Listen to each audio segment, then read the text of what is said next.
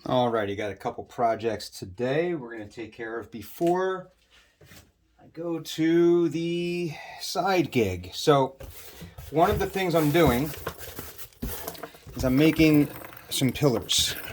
So last night I cut a bunch of these. What we'll do is we're going to stack them up once they're ready to go here.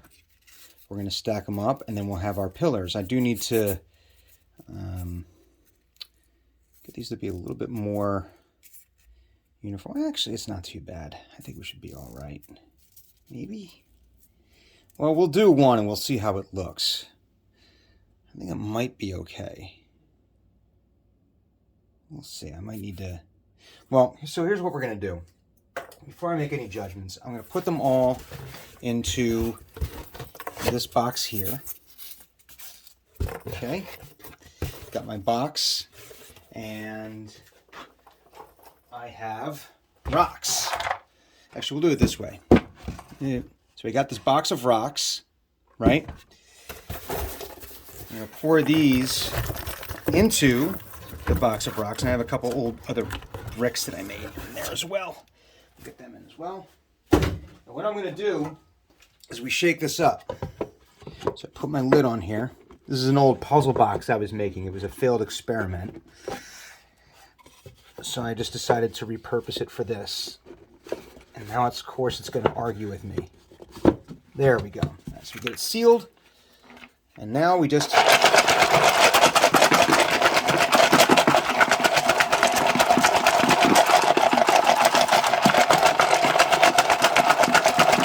Oh, we lost one. Hang on, gotta... Now it's not going to let me open it. There we go. All right. Forgot one. But what it does is... Hold on. Glue gun's on. It starts putting some texture onto it. You can see it's starting to texture up here, but that's going to be covered. But I'm hoping it's going to take some more of these edges off. So we're going to do this again. We're going to give it a good shake. Come on. All right, so we're going to start shaking this up here. All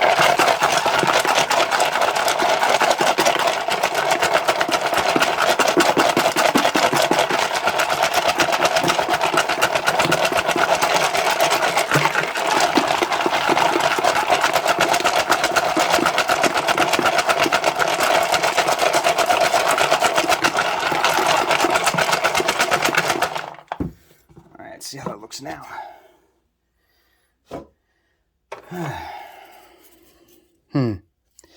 Yeah, I mean, it's giving it a little bit. It's not working quite as well as I thought it was going to work. I mean, it is rounding off the corners. So we might just go ahead with it this way, and then we'll use the tinfoil method. So I think we're going to do that. Let's get these guys out of here. And that's a bit of a workout, too, just shaking that thing around. So to give you a comparison... This is one of the bricks that I had in there. And you can see that's got a lot more texture on that from this process. So that works really well on this. And this is a trick I picked up from Black Magic Craft. So he's a really good follow on the Instagrams. Or excuse me, on YouTube. Because he's got a lot of great pieces that he's built, and the way he describes it is very easy to follow. You get great results. And oh, got a few more in here. So I'm maniacal about keeping like things that are like partially built pieces of wood, because I end up using them. Like the thing that's holding the camera right now, I just threw together in about 5 minutes this morning. I got another brick in here I want to get out. So we'll do this. Come on. Boom. Okay, got another brick. I think that's all that. Yeah. So I'm pretty maniacal about keeping this stuff. All right. So we have these. And what I need to do is I need to stack them in such a way so that the lines are never lining up vertically. Or almost never. The way I cut it, I mean, it might not be possible, but this might not be a good piece. Let's try this one. Come on. There's got to be a way to do this. Man. There we go. Yeah, see, I'm trying to avoid... See, that's not going to work. Man. I'm trying to make it so that way, because when you do bricks, you don't have vertical brick grout lines line up. As I understand it, it creates for a weak connection between the bricks. Makes for a weak part. All right. So what I'm going to do here, start gluing these together, and see. We'll see. This is just an experiment. So we're going to do each one of these is going to be 7 high. Come on, my glue gun has not been great as of late. Make sure we're looking pretty good there. Okay. All right, there's one. Will this be number 2? I want to get it as lined up as possible. Let's see. Nope, not that one. I thought the way I cut these, it would have been fine. It seems like I'm always lining up somewhere. And I'm not happy about that. Let's see. No, see, it's doing it there too. It's really odd that I cut it in such a way that there's almost always 2 stacked seams. See? How did I do that? Man, how did I do that? That's annoying. And see, this one's already off a little too. Let's see if I can push it back before the glue's dry. All right, I think we're just going to have to live with it, though. Yep. We're just going to have to live with it. And it might be time for a new glue gun. I think I left it on once overnight, which is not smart, obviously, and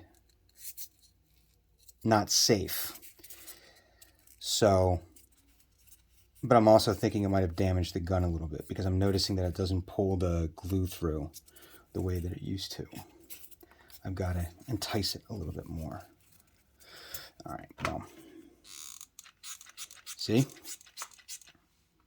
I got to push. So I'm wondering if, there we go. See, that one went. All right, let's see. I want to get this in such a way that, nope. See, that's almost exactly lined up all the way around. We don't want that. And my understanding is that little details like that are what can make or break a project. Because whether you realize it or not, you look at a brick wall and, you know, it looks a certain way. And actually, this is looking better than I thought it was going to look when I started the video. So that's good. All right, so that's 4. We need 3 more of these. All right, let's use this one. Let's get that out of there. I don't want the hot glue coming through. Although, I guess when I paint it and seal it, it's not really going to matter that much. Man, see, I don't like the way that's lining up. So, in a future iteration of this, I definitely need to cut the mortar lines a different way. So all I did was, after I cut these circles out, come on. Man, there we go. We'll just do it like that. That's just, man, come on. Every time I turn, there's a whole bunch that are lined up. Yeah, so if I do this again, I got to find a better way. I use the knife and I just cut slits in there, and then I use the pottery tool to go through and, you know, do one of those to try to create a little bit more of a space, so that way when I put the wash on, well, it creates that depth, but also when I put the wash on, it'll give it the wash a place to go. Okay, that's 1, 2, 3, 4, 5. Okay.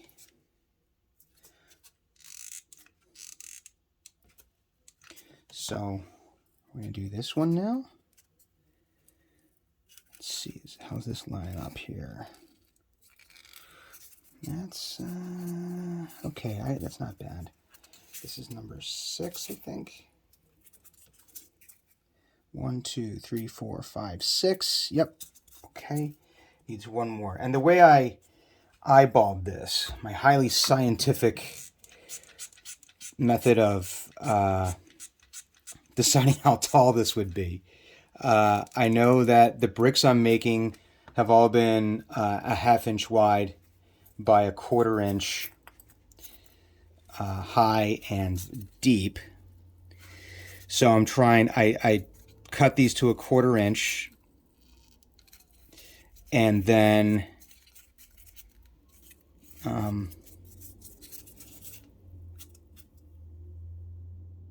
what I did is I took one of my minis, my unpainted minis, and I stood it next to it so you can get an idea of how high it would be. So that way it has the illusion of depth without it being so high, because when I made my walls, just as a point of comparison, my walls I think are way too high. Not that a dungeon's walls can't be, 12 feet high, but for play purposes, reaching in, now you're going to have to reach around a really high wall. I should have only made the wall about this high. It also would have saved me on a ton of bricks. I would have gotten more walls out of the bricks that I made. So 7 just seemed to be the right number. 8 I thought was just, I could go 8, but I didn't cut anymore, and I'm not going to. So 7, because I'm also going to put a top and a bottom. Actually, we're going to cut that part out right now. So we've got that. And I want to do a square on the bottom and a square on the top. And it should be, hang on, let me get my micrometer here just to make sure. So that's going to be, we'll call it 1 inch. So I need 2 1-inch squares for each of these pillars here. So I've got some of the stuff I haven't used yet. I'm going to grab my trusty T-square. We're going to measure it out to, or not T-square, my square rule here. And this, trying to find the closest thing to a factory edge. I don't know if this one has one. But that's going to, so we'll do this. This is what we'll do. I'm going to put this right here.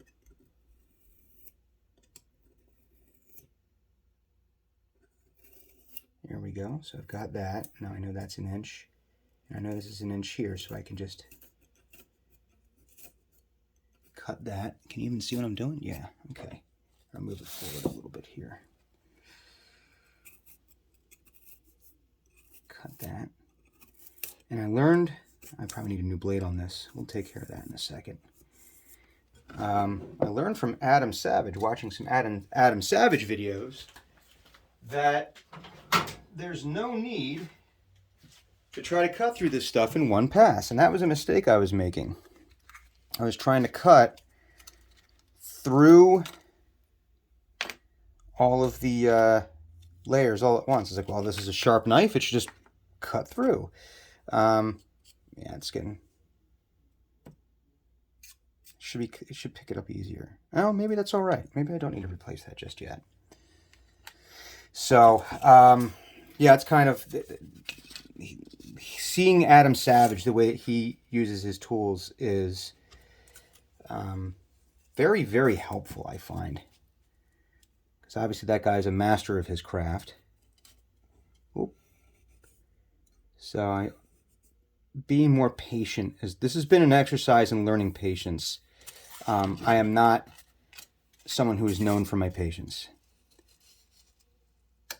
And this has been a good exercise in becoming more patient and just saying, you know what, you might need to take a few more passes at something. All right, so we need one more, 1 by 1. And these are going to be approximate. It doesn't have to be exact.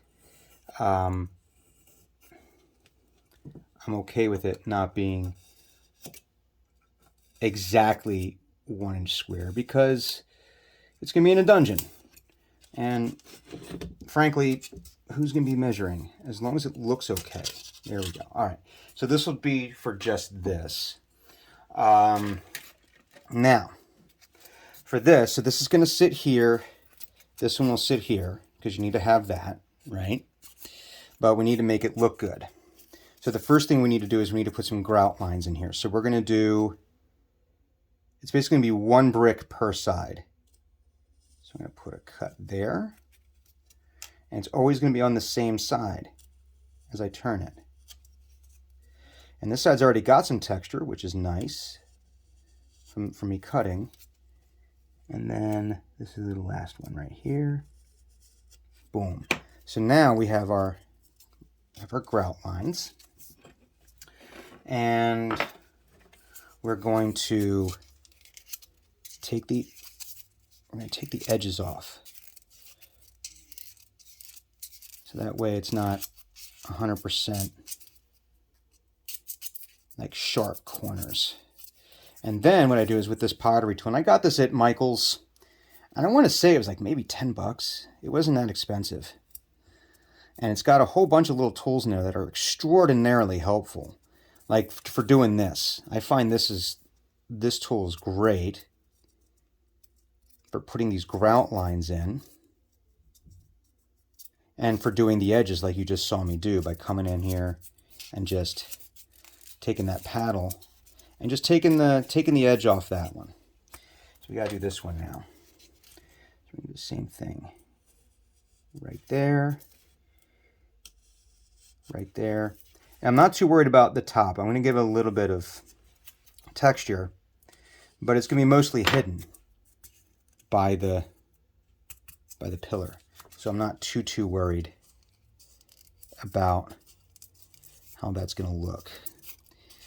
So got that, get the corners, get the other side too. And then what we need to do, then what I need to do, is I need to be able to put some weight in this because I want to be able to reposition this. And as much as I love magnets, magnets aren't necessarily the answer here because I want to be able to put them anywhere I want on the board. So what I'm going to do is, as soon as I find it, I'm going to get this heating up. This is my foam cutter. I really need to clean this workbench up. I built the workbench with the entire idea of like, oh, this will be a nice clean workspace. And now, as you can see, so what I'm going to do is I am going to get some washers as soon as I find, oh, here they are. Okay. I'm going to get some washers here. And I think 2 washers should be fine. So what I'm going to do is, and we're going to put it in the bottom. And what I need to do is just put a little mark around the outside here as to where those are going to go. And now we're going to turn this guy on. All right.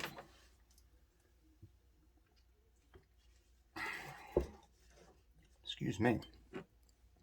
Starbucks. So if you go down in the links of my videos, you'll see buy me a coffee, and this is what I will be buying. So if Starbucks ever wants to sponsor me, I'm completely all about it. So I've got this guy here, and all I'm going to do is I'm just going to melt away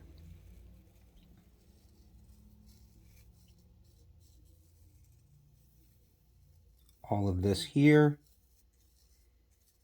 Not all the way through. I mean, if I go all the way through, it's not the worst thing in the world, but that should be enough. Let's see. Let's see if it is. It is not. It is not. It is not big enough.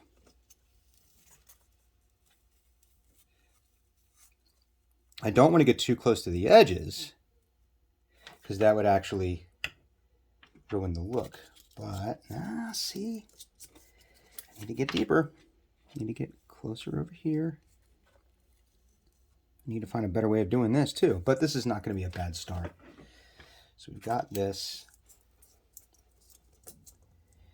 All right, we need to clear out some of the stuff in the bottom here. Okay, let's get rid of this, see if we can.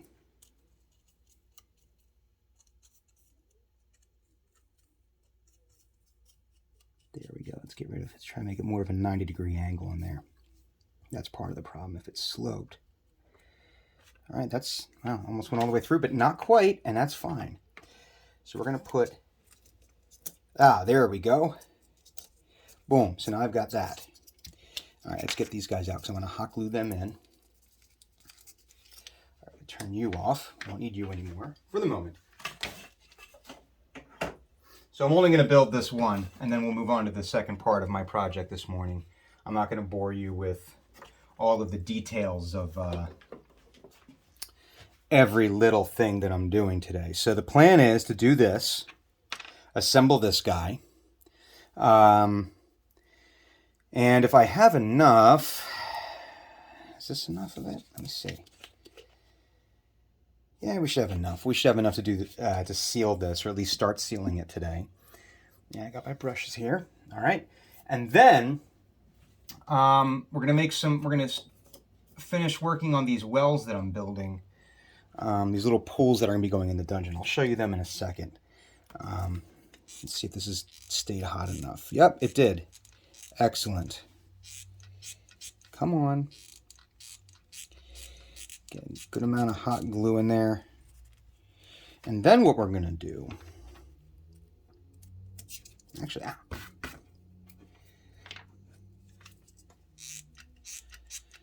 mean, one might be enough, but... like they say in the United States Marine Corps, 1 is none, 2 is 1, 3 is better. Okay. That was a little hot.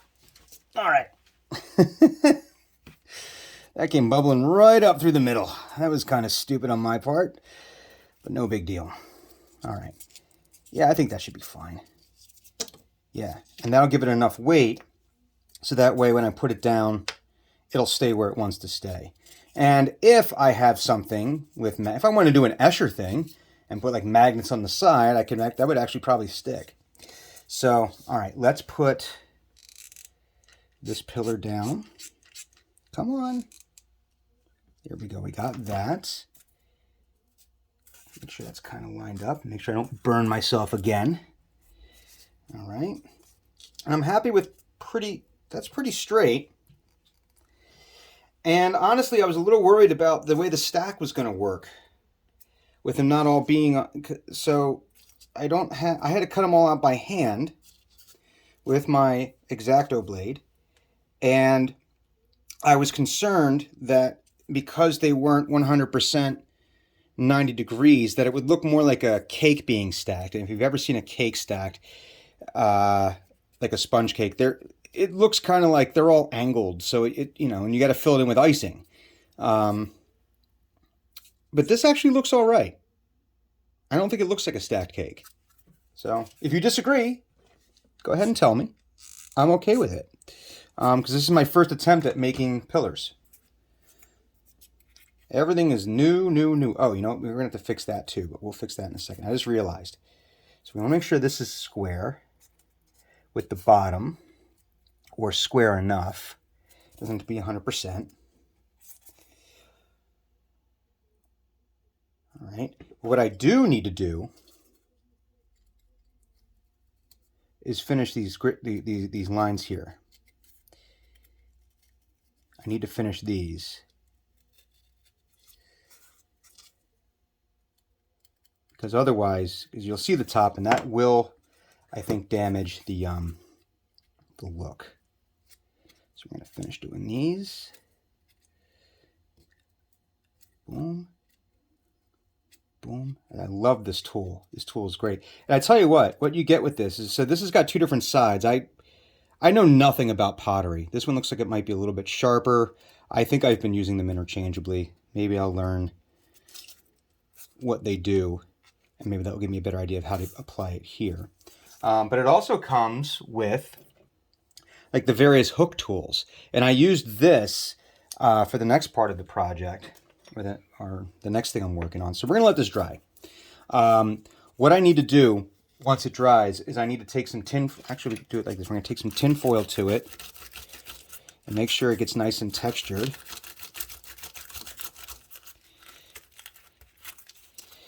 So that way it looks like masonry.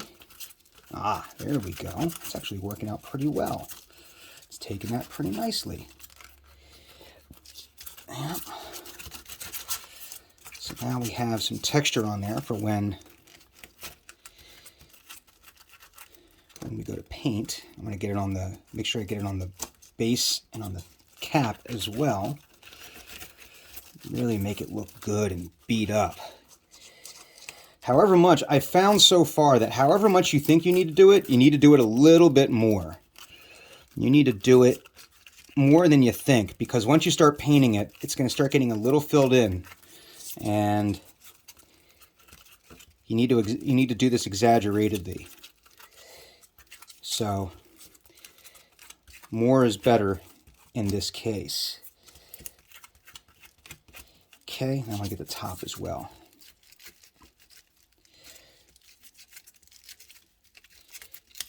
Probably need a piece of tin foil for this too. This is probably getting a little too flat for the purposes of what I want to do here. So just do this. Just beat the hell out of it. We're going to do a Bob Ross. Just beat the devil out of it. There we go. So that's looking nice and textured. Yeah, not too bad. All right. So we're going to get back to that in just a second. I'm going to turn off my glue gun, because we don't need that. Okay, and where'd my figure go? Uh-oh. I had the demonstration figure, and now I don't know where she got off to. All right.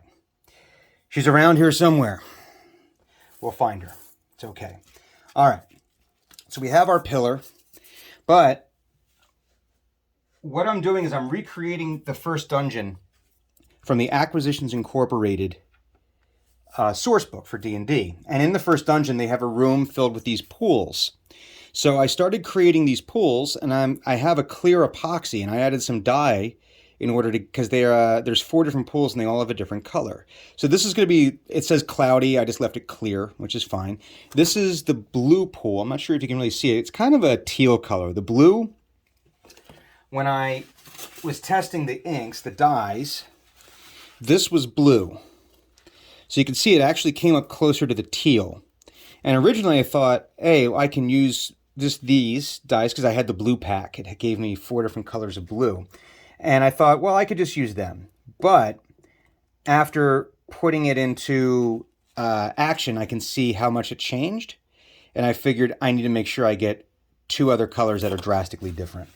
So I have over here, so we have these 2. I have 2 more I need to fill.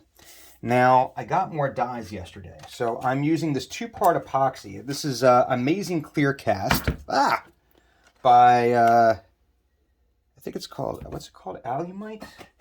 It's called just Amazing Clear Cast. Here, I'll put it right here for you to see. Amazing Clear Cast. Got this at Michael's. So, not expensive, but not cheap. But it is a 2-part epoxy. And as you can see here yesterday, one of these had a hole in the bottom, and I think this one might. I'm trying to see. This one I know it doesn't. Yeah, that one will be fine. So it actually stuck to my mat here. So I'm hoping we don't have a repeat. But I already used blue, and so what it is, I got these. Now, with this resin, this 2-part resin, you need to use specific dyes. You can't just put acrylic paint into it. It won't work. It specifically says do not use water soluble, or I forget the exact thing it says on there, but you have to use specific inks, and Michael's sells them too. And a pack of these is like $7. So that's actually not too bad. Obviously more expensive than most of the acrylic paints, which are going for like 79 cents. I drop everything here. So we're going to do, we have red, we have yellow, we have orange, and we have coral. It looks like one of them might have spilled a little bit. So I don't want to use the orange because I have a feeling that when this goes into the dye itself, it's going to actually, it's probably going to look too close to both red and yellow. So I think orange is out for this. I think I'm just going to use red and yellow. So what I need to do here is, excuse me, dropping things. I'd use some solo cups here because we need to mix this up. Need to add some dye and then pour it into this. So this is going to be, let me get my paper towels here. Wipe these guys out. So it comes with, the kit comes with these 2 bottles. It comes with these measuring cups. Comes with measuring cups so that way we can, because you have to have equal parts. If you don't use, yeah, this is the one I used. If we don't have equal parts, it can actually interfere with the resin setting. So you got to make sure that you measure things pretty accurately. I'm not sure what the tolerance is. I suppose there is some margin of error on here. So, all right, so we have the A. We're going to do the red one first here.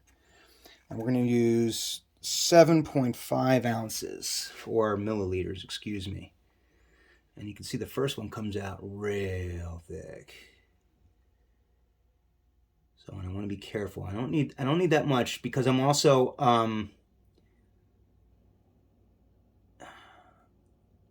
I'm only filling a little bit of space. Now if I was filling a whole bunch of these with the exact same color, then I wouldn't worry so much. But I'm not. And I don't want to waste it. Here's my lid. Okay, so we'll put part A into the cup right here. Oh, Jesus. And get all that out of there. Come on. This stuff's really thick. And viscous, I think, is the appropriate term.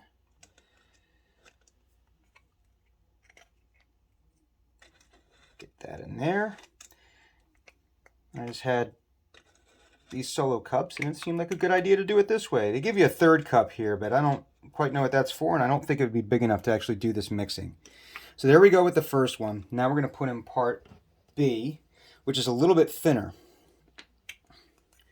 So let's see, there's my line. Okay, so we're going to do 7. You can see that comes out much thinner.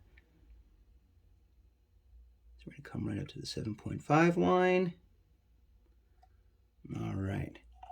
And with the, don't want to knock that over. With the dyes, what I noticed was it's not a case of where a little bit goes a long way. I mean, it does, but it also seems like you can be a little bit generous. It's not like, oh, you do 2 dots. So like food coloring, you only need like 2-3 drops, and you can put a pretty vivid color on something. With this, I think you need to do a little bit more, is what I've seen, at least with my experiments yesterday. But this is with some lighter colors, so let's see what happens. Let's do red first. I'm interested to see how this is going to turn out. So we need to cut the top off of this. Where's my knife? There it is, right there. Just going to cut the top off.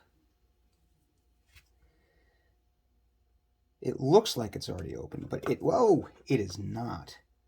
So, and the cleanup of the resin itself, oh, there we go, man, looks like I popped a zit or something. Says that cleanup for this stuff is mineral spirits. So it is apparently like an oil base of some kind. Last night, or yesterday when I was doing this, oh man, I don't want this to look like a murder weapon, but it might be too late. I found that when I washed my hands right away, it was fine. So we're going to put, I think that should be enough for now. All right, let's mix this up now. Now we got to mix it up good. Yeah, and you see it's almost coming orange. I don't know if you can see that. That almost looks orange. That is definitely not red. And I'm trying to avoid doing this too quickly, because if you do that, you get a lot of bubbles in there. I don't want the bubbles. So, I mean, I'm not trying to pour like a countertop, so I'm not too worried about if there's micro bubbles in there. So if you're doing like a much more like advanced project, I'm gonna put some more red in there and see if I can't get that to be more red. I could see where that would be a problem if you're trying to do like a cast for, I don't know, like doing like a trophy or doing a countertop, because you can use this stuff to seal countertops. This is similar to the stuff they'll use to seal the countertops at bars. It's a little bit redder. Let me see if I can get that. It still looks pretty orange to me.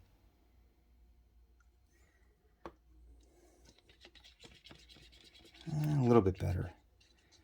So the red definitely has a bit of a, it cheats more orange. So I think we'll be all right going yellow. I'm glad we didn't use the orange. So make sure this is thoroughly mixed. And you have time to work with it, but I think like the max is about a half hour. I'll have to read the instructions again. But you got to be, it depends on the thickness of this, and it depends on the temperature outside. The warmer it is outside, the faster it sets up. Because I think this is, it creates an exothermic reaction, if I remember. Maybe not. All right, so we're going to pour this in here. I'm going to pour it right in the center and let it go. But it did say that the thinner you use it, the longer it takes to cure. And I thought that was very interesting. All right, let's get it over here a little bit. And it's going to self-level, but I don't want to give it the opportunity to overflow. There we go. Okay. So now we have our red pool. I'm going to wipe this guy off here, so that way we're not mixing dyes when I do the next batch. So, all right. And I'm not going to throw those out, because I'm pretty sure once it sets, I can reuse it. So we have this one. Now, we're going to do one in yellow. I'm actually going to cut that top off right now. So that way, once we start mixing, we can just go. Oop. So, and I'm hoping that at some point in the very near future, I'll have the opportunity to clean up down here and get it organized again. Okay, there we go. That's open. All right, so we're going to mix up another batch here. Do another batch. Let's see, this was A, I think, and this was B. I really should label these. Huh?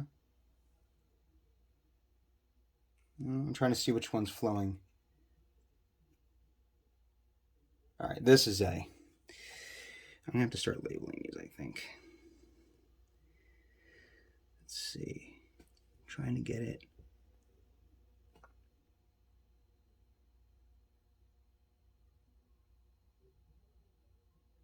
A little bit more. Come on, trying to get it to the 7.5 line. I think that's it. All right. Let's get the lid on that. Okay. So, but this is a nice, easy way to do water effects if you want a still surface.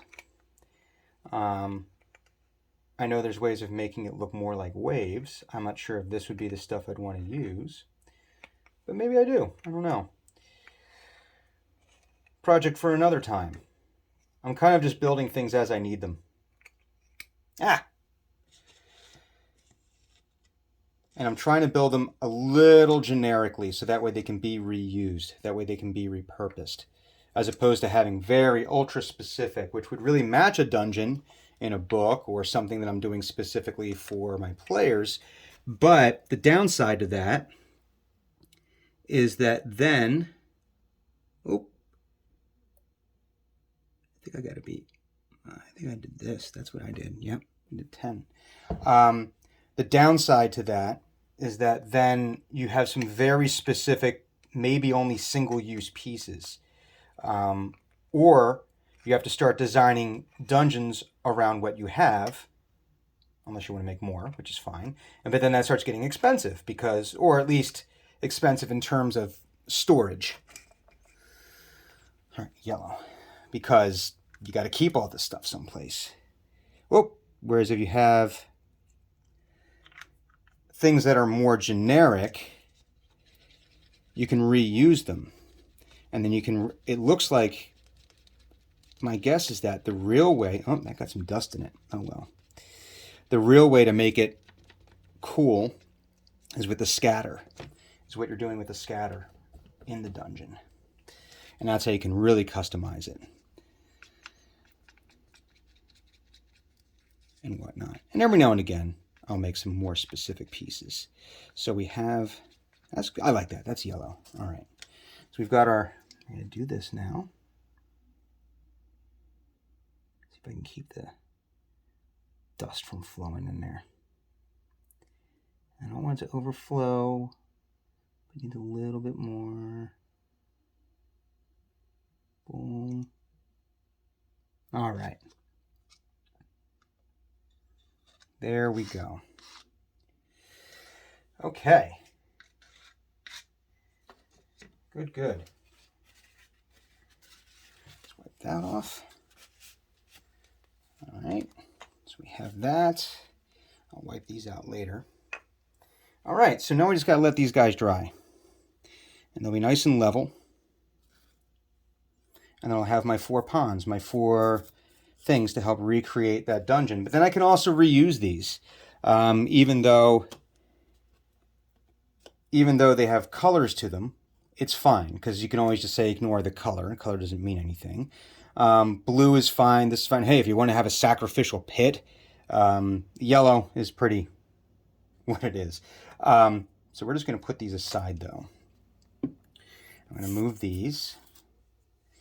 And I think a project at some point is going to be making my storage unit for the paints. I'm getting enough now. That's starting to take up too much space. All right. So now this guy, we're going to seal this. And I've got my... So what I did is I made sealer out of Mod Podge, and out of whatever that's called, black dye. So making sure it's nice and mixed. And this is essential in terms of making things. Here, I'm going to get a thumbtack so I can ow! Stab myself with one of these. I'm just going to do this so I have a way to hold it. Because if you do, well, one, if you don't put you need to put a base coat on, right? Before you put your first coat on. Oh, you know what I forgot to do? I do this damp. I do this with a damp brush. And what it does is that way I'm not watering down the seal. This is just water. And I just need a damp. I don't need this wet at all.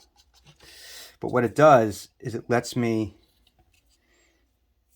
put this on just a little bit thinner, so that way it gets into all the cracks and crevices and it doesn't destroy the texture of the piece. So when I go to put the wash on, everything is sealed. So it'll take the paint. If I decided I wanted to spray it with Minwax, which I don't know if I'm going to do or not. But if I did decide to do that, you know what? I'm just going to get my hands dirty. Thumbtack's not working. If I did decide to spray it, it wouldn't melt it. If you try to spray this stuff with a Minwax or with that sealer, with a finish, and you have not sealed it, it'll actually eat away at the foam. Now the foam I'm using, I don't know if that's 100% true, because I was watching a video with Black Magic Craft, and he used nail polish remover to make wells like this. And all he had to do was paint a little nail polish remover on there. And boom, it was just eating away at it. And I tried that and nothing happened. So, and made sure it was acetone. I made sure it was the right stuff. So I'm wondering if the foam I'm using is different and a little bit more resilient. So, but even still, this creates a nice seal. Makes this stuff a little bulletproof. And then it makes it easier to do all the other things that you want to do afterwards as far as painting, because you'll have a nice base coat, even base coat. So, and I'm trying to keep it just thick enough. I don't want to put it on too thick, because I found with some of my earlier pieces, when I put it on too thick, it lost a lot of the detail. And we don't want that, obviously. Spent all that time beating the hell out of it. All right, and then later today, I'll come back and I'll do the bottom after this part is dried. That way it can dry face up like that. So there we go. So the wells are done. I just need to let them dry. That takes about a day or two to dry. Later today, I'm going to paint the bottom of that. And then before, everything I've read, everything I've seen is before I put any more paint on there. Oh, hang on. Oh, a little purple spot right there. Come on, get it. There we go. Before I do any other paint on this, I have to make sure this is 100% dry. So I'll probably not paint this until tomorrow. So that might be a project for tomorrow morning, is to, I might assemble the rest of the pillars tonight or tomorrow. I don't know yet. And then start getting these guys painted. And moving forward, I know there's some scatter terrain I need to make. I've got enough pieces basically for a dungeon. Oh, I need to make some cave walls. So that's going to be something I'm going to be doing as well. I've got a big piece of the foam insulation down here. I'm going to be making some actual rock walls instead of just the dungeon walls. I have the formed walls, obviously the made walls, but I need something that's a little bit more rustic, more natural. So I'll be doing that this week as well. So if you have any questions for me, feel free to drop them into the comments there, or you can tweet at me at the Saint Brian. Let me know what you think about this. Thanks for watching the video.